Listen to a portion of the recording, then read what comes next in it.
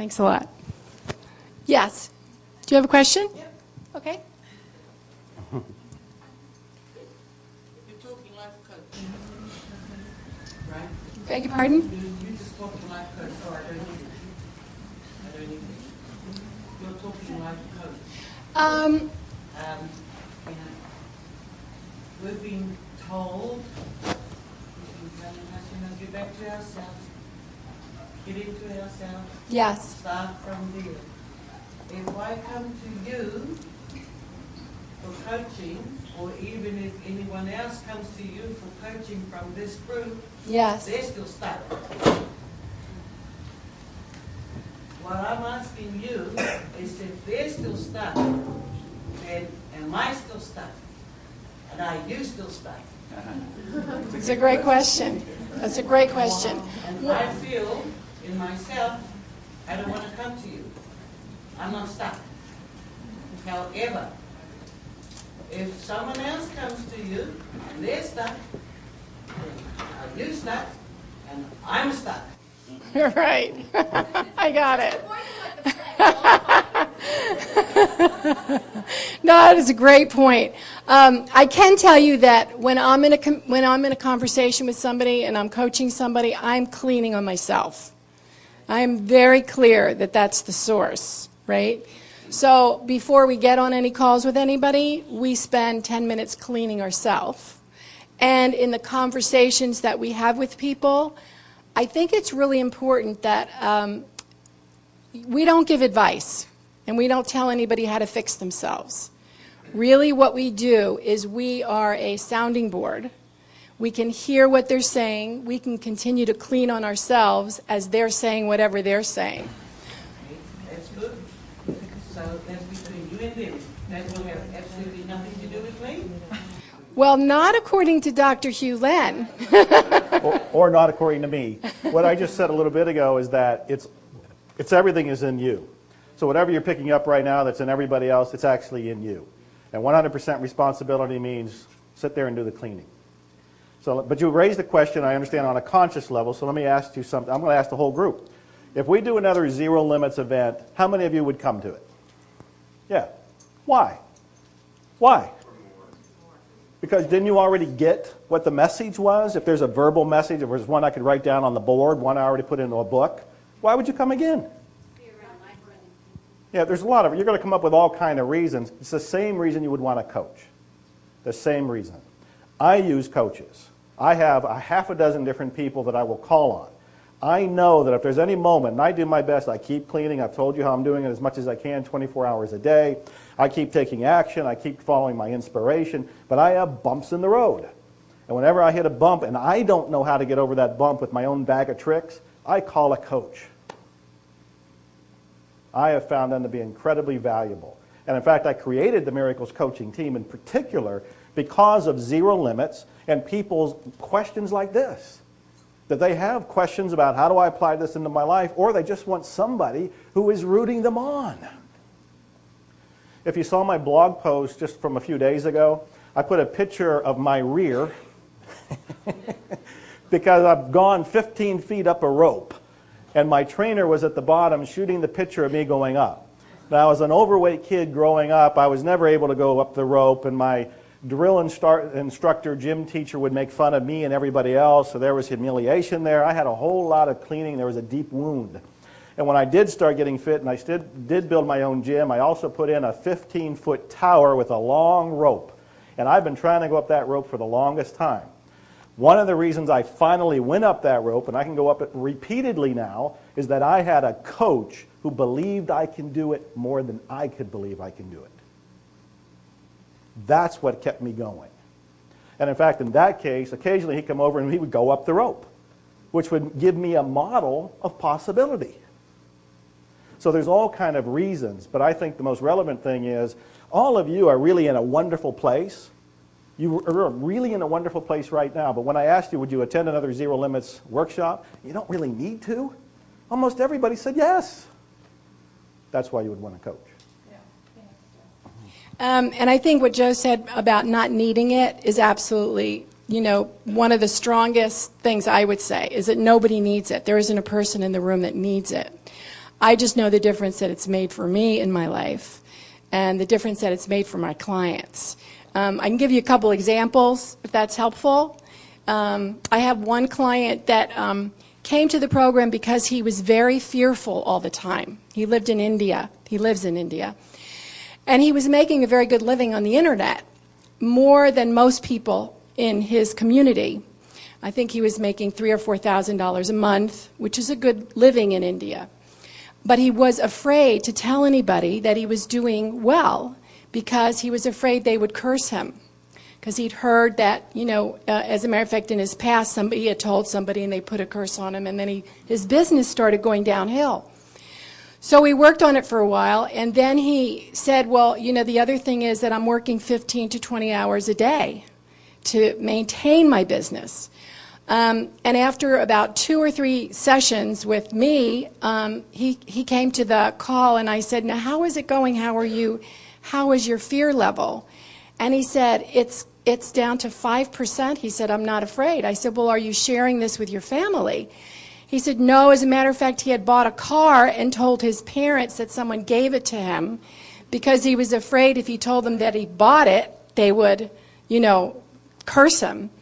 So I said, so his instructions were, his assignment was to go tell his family about his business and how well he was doing. And he did. And he said it was just amazing how supportive everybody was. So over time, I worked with him for 6 months. He developed a revenue of $15,000 a month. He cut back his hours to 5 hours a day, 4 days a week. And he said that his fear level was completely gone. So is it something I did? No, it's something he did. It's something that he could then begin to free up in his own life. And it just made a huge difference for him. But I was a stand for him. That's my job as a coach. It's very much what Joe says. It's like when you can't believe in yourself, your coach believes in you. And your coach is a stand for you getting what you want in your life. So that's the one thing I would recommend that you look at. Is there something that you want to create in your life? Something that maybe you've been stopped in? Something that past conversations have been stuck and that you're using your clearing techniques that you're getting here to get rid of them.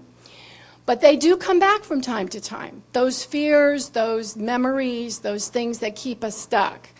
And one of the things we do is we use clearing techniques like Ho'oponopono and other techniques that help us be present. And once you're present, then you can be open and receive inspiration. But when you're stuck in the past and worrying about, well, this didn't work last time, how is it going to work this time? It's very difficult to create the future.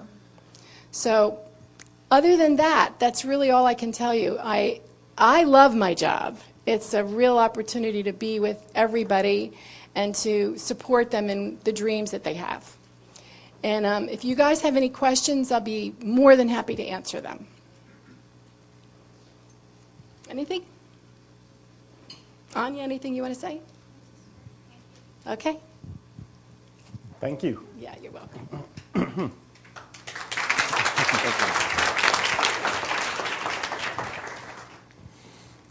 What kind of questions do you have? About anything that's going on so far. She's right here. So I know it's our responsibility to clean on ourselves. And since we've come into your world and Dr. Hulen's world, my question is, how do you know, after you leave here, how long you need to clean on the issues that we've brought up into your life? And I'm asking, how long will you clean for me and all my junk? Did you raise your hand because you second the motion or you want to answer it? Answer. Go for it. You don't clean on the issues. When something comes up, it's only in you. You just clean on yourself. And so you just clean as long as you can stand it. And I will extend that, meaning that if you brought up an issue with me in the stairway at some point and I start cleaning on it and so forth, I have no idea if it's actually removed. I don't know if that data is gone. But one way that I do know that it may not surface again is if I go on with my life and nobody ever brings it up again. If I go to the next stairwell And Anya brings it up to me. Oh, that wasn't gone when I was cleaning it. I got to keep cleaning. And I clean for a while, and it's gone for a week and a half, and then somebody else I run into brings up the same thing. That's my evidence it's not clean. So I just, really, across the board, just keep cleaning. Great question. Another question? Are you all at peace? Are you all enlightened? Are you all at the whiteboard? Dr. Hulen, do you have anything to say? Unless they would like some comment. Would you like some comment from him about something? Yeah. There's a question right there. Yeah.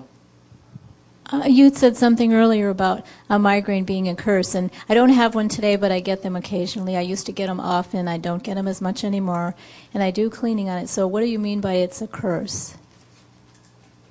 You'll have to slow down. This is Sunday afternoon. Oh, I had more coffee than usual today. So tell me one more time, and can you do it in just 5 words? Okay. You said the migraine was a curse. Yes, that's 6 words. Can you Yeah. explain that? So what happens is that most of the time we don't know it. We have, when we come into this lifetime, we have come from other galaxies. So now we're in this Earth vibration, but we bring these things down, and it can't be clean here on this Earth, and so you're stuck with the migraines. So it's a big business. Do you know how much is it? $8.5 billion business, just migraines. So the way to trump that, instead of having to pay for it, you just clean with it. Yeah. I always knew I was from another planet. sorry? I always knew I was from another planet. Well, too bad for us. Really, I mean, if you come in and you're not working on that, it's not. For example, that's what causes Alzheimer's. Coming in with this space stuff, it causes super viruses that the Earth cannot consume. So the way to do it is take your fern out and allow the divinity to consume it. Huh? Anybody else? Yes. You know, it's only about cleaning, so I'm just telling you that. Yeah. Once you go out of this room, if you're not cleaning, as my friend Joe has said, you're going to be stuck. And I'm only here to say, hello, you have a choice. You can unstuck yourself. Yes? At what point, when you were talking about the child, the mother and the child, and you said that the child can start cleaning automatically for you, right? Yeah. At what point do you know that the child is automatically doing You guys it? are going into this. When do you know that you won't know it? Mm-hmm. What do you want to know? Why can't you just clean and just let it clean? When you said that you can only do it like 15 million times and you get tired? Yeah. But your child can do it. Right. Yeah. So when do you know the child's doing it? I'm saying if you're asking questions, the child goes, huh? We're not clean. Uh-huh. You ask, that means when a problem comes up, let's ask questions. So you're teaching it how not to be 100% responsible. Right. Yeah. So the question is, when something comes up, you should get to it, and you say to the child, I have a question, but I know it's data, I can love it to death. I love you, and then you get back to pure state, and the child will go, oh, God.